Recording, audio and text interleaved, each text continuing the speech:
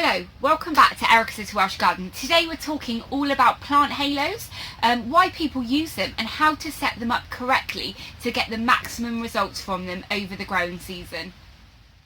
So if this is the first time you're watching one of my videos, then do please hit that subscribe button and ring the bell so you can be notified of all of my latest videos.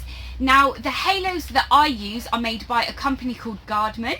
I got them from Amazon and they are made using recycled plastic and they're manufactured in the UK. They're also UV stabilised, which means they should be able to withstand many summers in the polytunnel or in your gardens without breaking, but also they come with a 5-year warranty. So obviously that means they are pretty much built to last, and I'm hoping these do last for a very long time. I imagine there's quite a few of you right now wondering why I'm doing this video, because surely it's clearly obvious how these work and how you set them up. But actually I did a video a couple of weeks ago where I planted these tomato plants, and actually the way I did it on the video, well actually the way I set them up was fine, but then the watering process was not correct. So I wanted to do a video today just to show you the correct method, so you're going to be able to get some established plants really quickly. Now a lot of people think about and associate the halos with tomato plants. A lot of people get the grow bags like you can see behind and cut holes in them and then place the halo directly on top of it there, okay? But I've decided to put them in the ground, and actually they're designed for any plant you want really. So I'm thinking of using some of these actually out in the allotment this year, and yeah, putting things like pumpkins in and seeing how they do. But with regards to the actual design that I went for, there are plenty of other designs out there. I decided to go for these ones just because they already have the supports there for you, but they also come with a little connector on the top that you can just pull out, and that's for the bamboo canes. So when you put the bamboo canes in to support the plants, you can put this right over the top and it holds it all together for you. Now at the moment I've got my tomato plants in, but I haven't put any supports on them. So what I've done is I've just put the connector in the reservoir of each one, and possibly, I don't know if I'm going to be putting 3 canes in there or what this year, so we'll see. But having these gives you the opportunity to use it for different plants as well. With the instructions as well, it does also advise that you can put a bamboo cane directly down the middle as well. So anyway, I want to move on now to talk to you about how you set them up.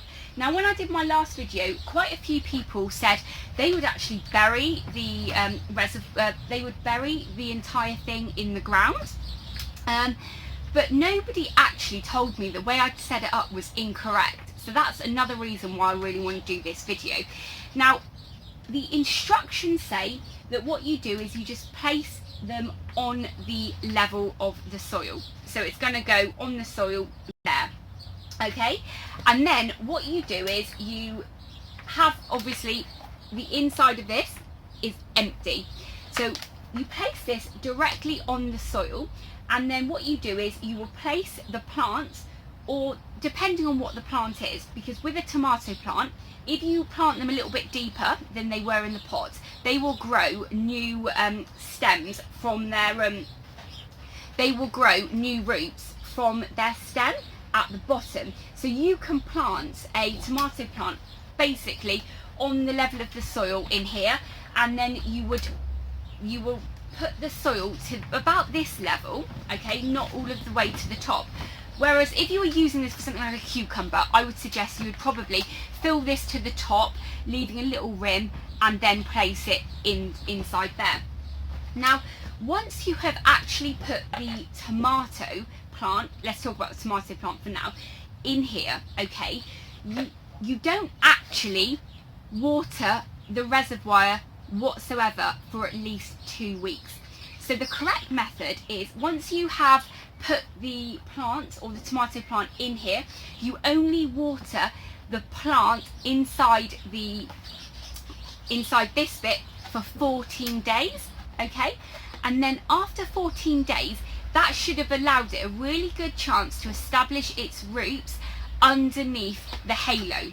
So so its roots should be forming in this area, okay? And then after 14 days, for 3 weeks after that, you continue to plant, you continue to water the inside of the halo, and then you half fill the reservoir for 3 weeks.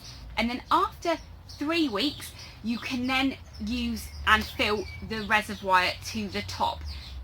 So actually, when I planted this, straight away I put water in the middle and then I filled up the reservoir to the top.